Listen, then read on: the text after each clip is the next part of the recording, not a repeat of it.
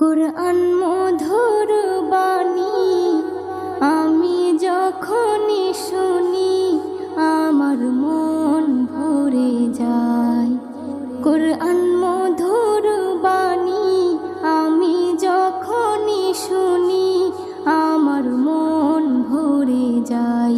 শোনো মুমিন মুসলমান, পড়ে দেখো না কুরআন, কত শান্তি পাওয়া যায়।